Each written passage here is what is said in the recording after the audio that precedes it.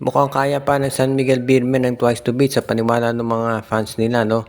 Pero sa ngayon, marami pa kasi tayong kinakailangan i-consider do sa mga nilalaro ng ibang teams. Ang kailangan lang gawin talaga ng San Miguel ngayon, bukod dito sa pagpapanalo sa remaining games sila, ay palakasin yung kanilang roster.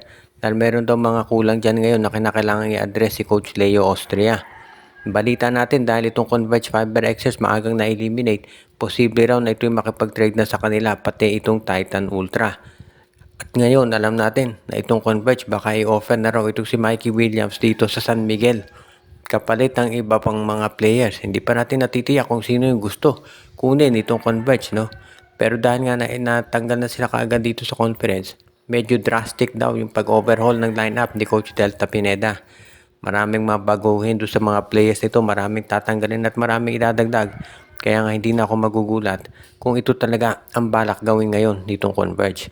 Kung sa bagay, hindi naman nakagugulat, no, na merong mga changes talaga na mangyayari dito sa Fiber Xers.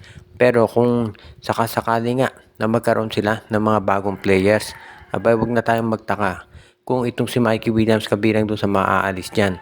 Matanda na rin itong si Mikey at yung laro niya ay mas mababagay talaga doon sa isang team na meron ng mga veterano rin at yung sabihin natin nangangailangan ng isang player na makakatulong sa kanilang manalo ng kampyonato at yan nga itong San Miguel Beermen.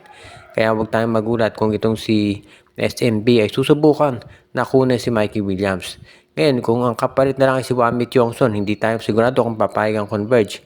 Pero baka Wamit Yongson for first round pick yan ang ibigay ng San Miguel dito sa Converge. Marami naman tayong nakikita dyan na po pwedeng gawin itong Converge. At yung pag-trade na yan ay isa lamang dahil marami pa rin ibang players na gustong makuha Fiber Xers at ang SMB willing naman makinig. Ang Phoenix Jewel Masters ngayon ay lalo pa yung lalakas sigurado. Nakita natin ang daming na-impress sa pagkapanalo nila kontra sa TNT Tropa. Pero bukod dyan, tandaan natin yung kanilang main man na si Kai Balungay hindi naglalaro ngayong conference na ito. Kaya sigurado tayo magkakaroon ng pagbabago dyan. Dahil kapag nakabalik na si Kai Balungay, lalong lalakas itong Phoenix Jewel Masters. Dito rin natin masasabi, no, na hindi na nakapagtataka na itong Phoenix Jewel Masters talaga magiging isa doon sa mga top team sa PBA basta ma-maintain nila yung kanilang lineup. Dito rin natin makikita na iba talaga yung sitwasyon, no, pagdating doon sa coaching. Dito masasabi na talagang mahusay itong si Charles Chu dahil nailalabas niya yung galing ng mga players niya, partikular na itong si Richie Rivero. Yan ang dahilan ngayon kung ba't maraming naniniwala na itong Phoenix kapag nakarating sa playoffs magiging delikadong team yan kahit sino man na makaharap.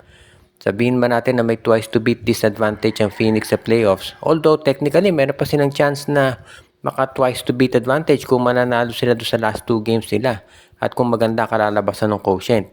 Pero sa ngayon, ang importante lang kung ikaw ang Phoenix ay masiguro mo na ikaw talaga yung magiging ready na manalo pagdating dito sa iyong mga tsansa na lumaban talaga. Kasi kung ikaw naman yung Phoenix, gugustuhin mo talaga na maging ikaw yung team na ready pagdating dito sa championship.